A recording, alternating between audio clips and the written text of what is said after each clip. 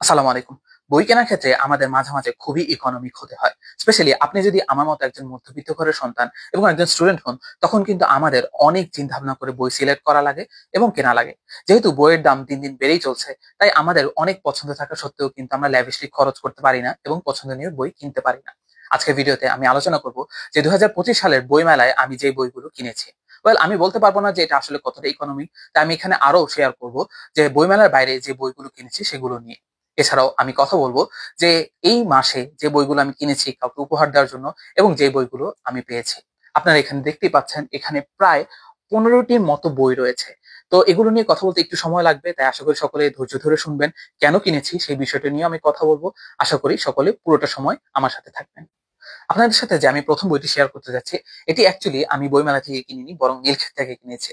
বইটি হচ্ছে সৈয়দ শামসুল হকের লেখা মার্জিনে মন্তব্য। মার্জিনে মন্তব্য বলতে আসলে কি বোঝায়? আপনারা এখানে হয়তো খেয়াল করবেন যে এদিকে এই সাইড বরাবর কিছু লেখা রয়েছে, এদিকে মূল লেখা এবং সাইডে কিছু লেখা এখানে কাভারে দেওয়া আছে। এটা দ্বারা আসলে বোঝানো হচ্ছে যে মার্জিন বরাবর যে মন্তব্যগুলো করা হচ্ছে।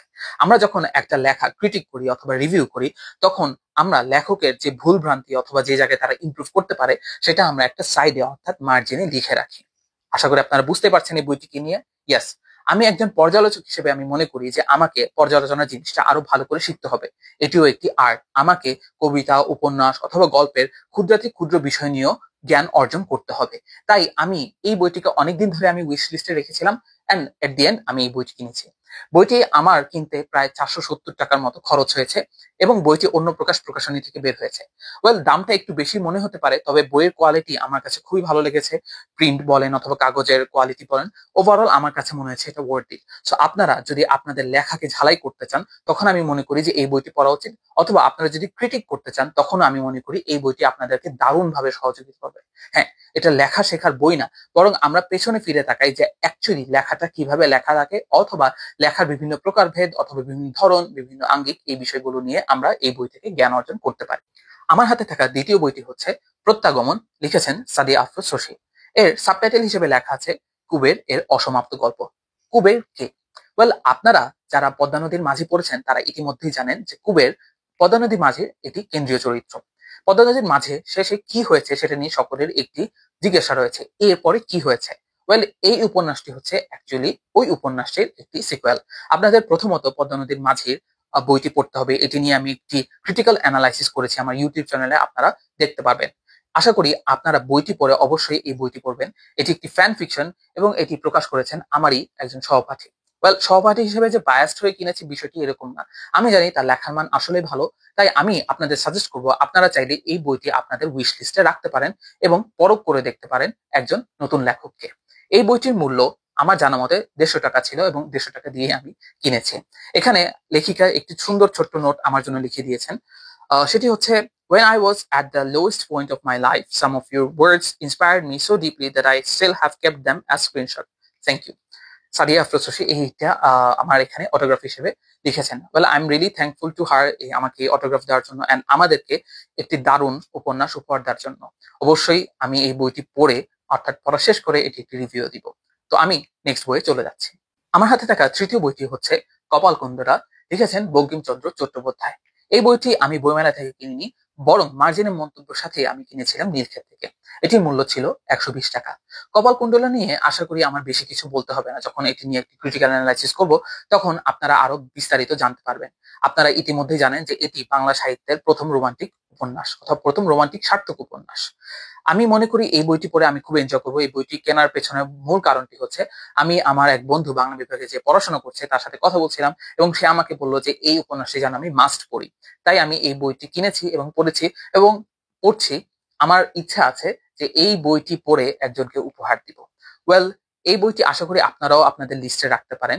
আশা করি ১২০ টাকার মাঝে খুব দারুণ বই আপনারা পড়তে পারবেন। আমার হাতে থাকা চতুর্থ যে বইটি আপনারা দেখতে পাচ্ছেন সেটি হচ্ছে ফরায়েজি আন্দোলন, একটি আদর্শিক লড়াই, লিখেছেন ডক্টর মোহাম্মদ আহসানুল্লাহ। এই বইটি অ্যাকচুয়ালি একটি অনুবাদ গ্রন্থ। এটি অনুবাদ করেছেন শফিউদ্দিন চৌধুরী।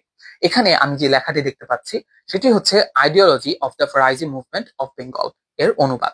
এটি একটি অনুবাদ লেখা। ওয়েল অনুবাদ এটি করা হয়েছে একটি রিসার্চ পেপার থেকে অথবা রিসার্চ আর্টিকেল থেকে। এটি ৭টি অধ্যায় রয়েছে আমার জানা মতে। এটি কি নিয়ে আশা করি সকলে স্পষ্ট বুঝতে পারছেন এটি টাইটেল দেখে। সেটি হচ্ছে ফরায়েজি আন্দোলন। কেন আমি এই বইটি কেনা প্রয়োজন মনে করছি সেটা নিয়ে আপনি অল্প একটু ধারণা দিই। ধরুন আমি যদি আপনাকে জিজ্ঞাসা করি যে ফরায়েজি আন্দোলন নিয়ে আপনি কি জানেন, আপনি সম্ভবত সর্বোচ্চ বলতে পারবেন যে হাজী শরীয়তুল্লাহ উনার কথা। আমিও এতটুকুই সর্বোচ্চ জেনে এসেছি। তবে আমি মনে করি এর থেকে বিস্তারিত জানার আমাদের এখন সময় এসে গিয়েছে। আমরা যদি আমাদের ইতিহাসকে ডিনাই করি অথবা সামহাও না জানার চেষ্টা করি, তখন কিন্তু আমাদের জন্য সেটি ভালো হয়ে দাঁড়াবে না। আমাদেরকে অতীত পড়তে হবে, অতীত থেকে শিক্ষা নিতে হবে এবং সেটি ভবিষ্যতে কাজে লাগাতে হবে। সামহাও আমাদের পাঠ্যপুস্তক অথবা আমাদের মেইন স্ট্রিম বুকিশ কালচারে অথবা বুক রিডিং কালচারে ফরায়েজি আন্দোলন নিয়ে সেই রকম কথাবার্তা হয় না। আমি চাই এই বিষয়টি নিয়ে আপনাদের সাথে কথা বলতে, এই বইয়ে কি আছে সেই বিষয় নিয়েও আমি সামনের দিনগুলোতে কথা বলবো। এটি সন্দীপন প্রকাশনী থেকে প্রকাশিত হয়েছে। এটির মূল্য 200 টাকা। আমার অনেকদিন ধরেই অ্যাকচুয়ালি ইচ্ছা ছিল না, বলা যায়, কারণ এটা একটা নতুন প্রকাশিত বই। আমার ইচ্ছা ছিল যে না, যেভাবেই হোক এই বইটি কিনবো, এবং বইমেলায় গিয়ে আমি প্রায় সবার শেষেই এই বইটি কিনেছিলাম। আশা করি আপনারাও এই বইটি কিনবেন এবং এই বিষয়ে আপনারা জ্ঞান অর্জন করে নিজেদেরকে সমৃদ্ধ করবেন। আমার হাতে থাকা পঞ্চম যে বইটি দেখতে পাচ্ছেন সেটি হচ্ছে যে পাখি দেয় ধরা।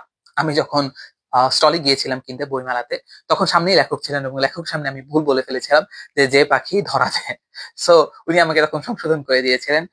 জুবাইর ইবনে কামালের লেখা এই বইটি আমি ভেবেছিলাম যে এই বইমেলায় গেলেই কিনবো এবং লেখকের সাথে দেখা করবো। ফরচুনেটলি আমার দেখা হয়েছে। জুবাইর ইবনে কামাল ভাইয়ের সাথে আমার খুব বেশি দিনের পরিচয় না, তবে যেহেতু আমি ওনাকে ফেসবুকে ফলো করি এবং লেখাজোখা মোটামুটি পড়ি, তো সেখান থেকে আমার মনে হয়েছে যে না, ওনার লেখা খুবই ভালো এবং ওনার উপন্যাস অথবা গল্প যেটি আছে এখানে সেটি হচ্ছে আমাদের পড়া যায় এবং পরে সেটা ইনশাল্লাহ রিভিউ দিব। এই চিন্তা ভাবনা করেই আমি বইটি কিনেছি। এটির পেছনে যে লেখাটি রয়েছে আমি একটু আপনাদের পড়ে শোনাই, তাহলে বুঝতে পারবেন বইটি কি নিয়ে। পরপর অদ্ভুত কিছু ঘটনা পাল্টে দিল মাহাদির জীবনের গতিপথ। স্বাভাবিক নাগরিক জীবন হয়ে উঠল দুর্বোধ্য ও রহস্যময়। কেনই বা অন্য লোকের ফোনের অপর প্রান্তের কথা শুনতে পায় সে? কেনই বা এমন একজনের উপর প্রতিশোধ নিতে চায় মাহাদি, যাকে সে চেনেই না? এসব ঘটনা যখন জট পাকতে শুরু করেছে, তখন গল্পে হাজির নতুন চরিত্র, যে কিনা মাহাদির সঙ্গী হয়ে অ্যাডভেঞ্চারের এক যাত্রা শুরু করতে চলেছে। তবে এই যাত্রাতেই মাহাদি মুখোমুখি হতে চলেছে এমন এক সত্যের সঙ্গে যা তার অতীত এবং ভবিষ্যৎকে পাল্টে দিতে চলেছে। ওয়েল এই বইয়ের যে কাভারটা খুবই ইন্টারেস্টিং এবং আমি লেখককে জিজ্ঞাসা করেছিলাম যে পাখিটা এরকম করে কেন ড্র করা হয়েছে এবং এখানের যে লেখাগুলো সেগুলোর স্টাইলটাও এরকম কেন। উনি বলেছেন যে এই বইটি পড়লে আমি সেটার মিনিংটা বের করতে পারবো। আমি অধীর আগ্রহে অপেক্ষা করছি যে সময় বের করব এবং এই বইটি পড়বো। সো এই বইটি আমার জানা মতে, অথবা আমি যতটুকু মনে করতে পারি, 195 টাকা নিয়েছিল। এটি বাতিঘর প্রকাশনী থেকে প্রকাশিত হয়েছে। সো আপনারাও এই বইটি আপনাদের লিস্টে রাখতে পারবেন অথবা আপনারা দেখতে পারেন যে আসলে বইটি কিরকম। আমার হাতে থাকা ষষ্ঠ যে বইটি আপনাদের সাথে শেয়ার করতে চাচ্ছি সেটি হচ্ছে আমায় ডেকো না, ফেরানো যাবে না। এটির মূল গল্প লিখেছেন এদ গাওয়া রানপো এবং এর রূপান্তর অর্থাৎ অনুবাদ করেছেন কাবিদ হাসান শিবলি।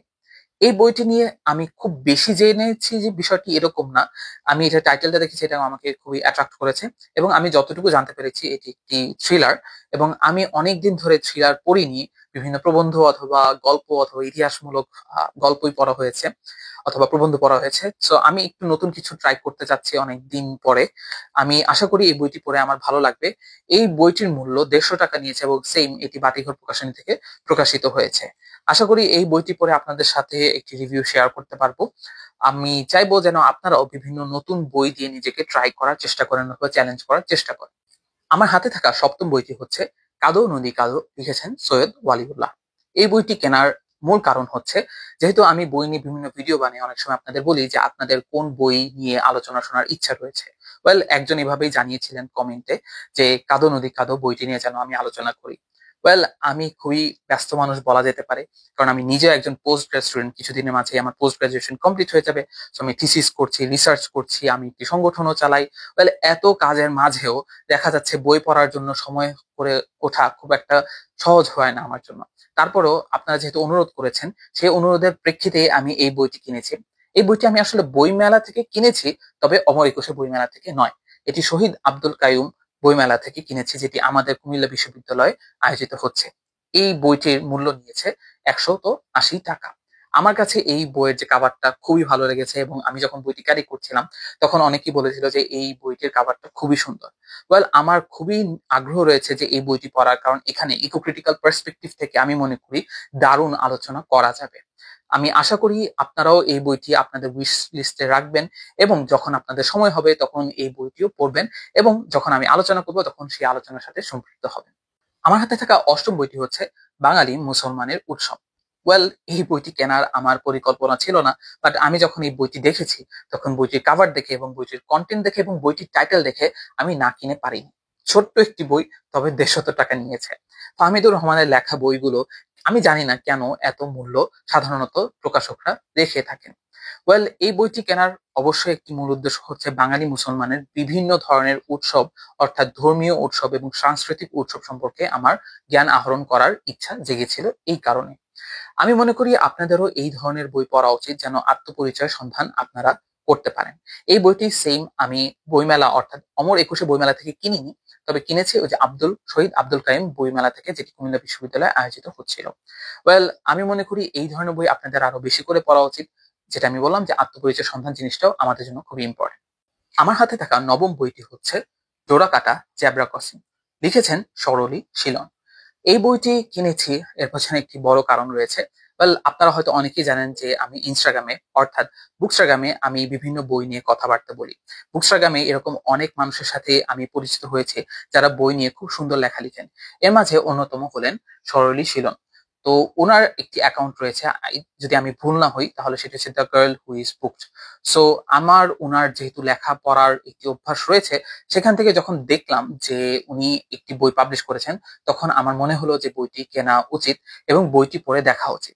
আমার কাছে খুব দারুণ লেগেছে প্রথম গল্পটি পড়ে, যদি আমি সবগুলো গল্পটি পড়িনি। রেইন ট্রি নামের রেইন ট্রি অবভিয়াসলি না, হ্যাঁ, রেইন ট্রি নামের যে গল্পটি রয়েছে সেটি পড়েছিলাম। তো সেটি পড়ে মনে হলো যে এখানে ম্যাজিক্যাল রিয়ালিজমের একটি ইম্প্যাক্ট রয়েছে। অবভিয়াসলি ফার্স্ট গল্পটি শকিং ভ্যালিউ খুব দারুণ ছিল, অ্যান্ড আমার কাছে পড়ে মনে হয়েছে যে সামনের গল্পগুলো ওই রকমই হতে চলেছে। সো আপনারা যদি নতুন কিছু ট্রাই করতে চান এবং নতুন লেখিকাকে আপনারা সাদরে আমন্ত্রণ জানাতে চান, সেক্ষেত্রে আমি মনে করি এই বইটি একটি উত্তম সিলেকশন হতে পারে। ওয়েল, আপনারা ইতিমধ্যে দেখেছেন যে আগে যে বইগুলো নিয়ে কথা বলেছি এর মাঝে আরো দুটি বই রয়েছে যার বই সাধারণত আমি কখনো পড়িনি, তবে এবার প্রথমবার পড়ে ট্রাই করছে। এই যে একটি ছিল প্রত্যাগমন, যেটি আমার ক্লাসমেটের লেখা। দ্বিতীয়, যেই পাখি দেয় ধরা। সো আমি পড়ে আশা করি এই বইগুলো নিয়ে কথা বলবো। আমি চেষ্টা করি যেন প্রতি বছর বইমেলায় বিখ্যাত বইয়ের সাথে সাথে নতুন কিছু লেখকের বই ট্রাই করা এবং সেগুলো নিয়ে আলোচনা করা। সো আপনারাও যখন বই কিনবেন তখন এই বিষয়টা আশা করি খেয়াল রাখবেন। আমার হাতে এখন 3টি বই দেখতে পাচ্ছেন। 3টি বই নিয়ে আমি একসাথে আলোচনা করব। কেন? কারণ এটি মূলত আমার একটি গবেষণার অংশ হিসেবে কিনেছি। ওয়েল, এটি আমি আমার অর্থায়নে কিনেছি বললে আসলে ভুল হবে। এটির জন্য সামান্য হলেও ফান্ডিং পেয়েছি। ওয়েল, প্রথম যে বইটি আমি কিনেছি সেটি হচ্ছে চলচ্চিত্র বিচার। যেহেতু আমি ফিল্ম অ্যান্ড মিডিয়া স্টাডিজ নিয়ে একটি গবেষণা করার ইচ্ছা পোষণ করেছি, সেই ক্ষেত্রেই আমি এই বইগুলো রেফারেন্স বুক হিসেবে কিনেছি। এই 3টি বই আমি কথা প্রকাশনী থেকে কিনেছি। এই 3টি বইয়ের একত্রিত মূল্য 825 টাকা নিয়েছে এবং একসাথে নেওয়ার কারণে আমি আসলে ইন্ডিভিজুয়াল প্রাইসটাও সেরকম জানি না। ওয়েল, কি নিয়ে এই বই প্রথমটি চলচ্চিত্র বিচার? এটি লিখেছেন বিধান রিবেরু। এটিতে আমি যতটুকু বুঝতে পেরেছি আলোচনা করা হয়েছে যে এই যে বাংলা সিনেমার যে পুনর্পাঠ, অর্থাৎ আমি কেবল রিভিউ করব না, অর্থাৎ রিভিউ এখানকার বিষয় না, বরং এটাকে অ্যানালাইজ করা, ক্রিটিসাইজ করা, এবং খুব দারুণ ভাবে আমি মনে করি এই বইটিতে করেছে। বিকজ আমি এটির 2টি চ্যাপ্টার পড়েছি এবং আমার কাছে পড়ে মনে হয়েছে যেটা অবভিয়াসলি আমাদের যাদের মুভি অথবা ফিল্ম স্টাডিজ এই জিনিসগুলো নিয়ে আগ্রহ হয়েছে তারা আপনারা এই এই বইটি আপনাদের লিস্টে রাখতে পারেন। সো এরপরে যে বইটি আপনাদের সাথে শেয়ার করব সেটি হচ্ছে চলচ্চিত্র পাঠ, লিখেছেন বেলায়েত হোসেন মামুন। আমি মনে করি যে এই বইটি সেম ক্যাটাগরিতেই পড়ে, তবে হ্যাঁ, এই বইটি নিয়ে আমার যে ধারণা রয়েছে যে এখানে বিভিন্ন প্রবন্ধ রয়েছে বিভিন্ন লেখকের। এটি হচ্ছে সংগ্রহ সম্পাদনা বেলায়েত হোসেন মামুনের। উনি এটি লেখক বললে আসলে ভুল হয়ে যাবে এবং এটি দ্বিতীয় সংস্করণ। তো এখানকারও যে কন্টেন্ট আমি মনে করি যে আমরা সিনেমাকে যেভাবে দেখি সেটাকে আসলে পুনরায় ভাবতে সাহায্য করবে। ওয়েল, এই 3টি বইয়ের মাঝে সবচেয়ে ইন্টারেস্টিং বই যেটা আমার কাছে মনে হয়েছে সেটি হচ্ছে সিনেমার সাংস্কৃতিক রাজনীতি। আপনারা এখানে দেখতে পাচ্ছেন আশা করি। এটি লিখেছেন আল মামুন। আধুনিকতা, সিনেমার সাংস্কৃতিক রাজনীতি, আধুনিক জাতীয়তা, আত্মসত্তা।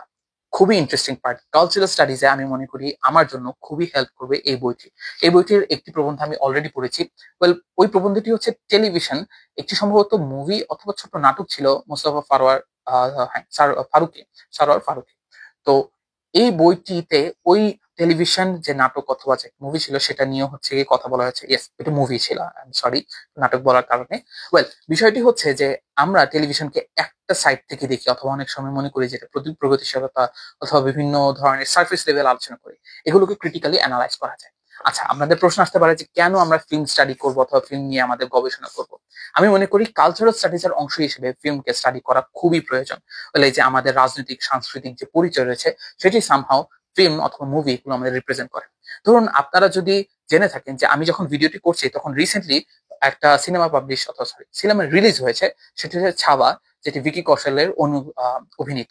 ওয়েল, এই মুভিতে যদি আপনারা দেখেন দেখবেন যে আওরঙ্গজেব অর্থাৎ সম্রাট আওরঙ্গজেবকে খুবই নেগেটিভলি রিপ্রেজেন্ট করা হয়েছে।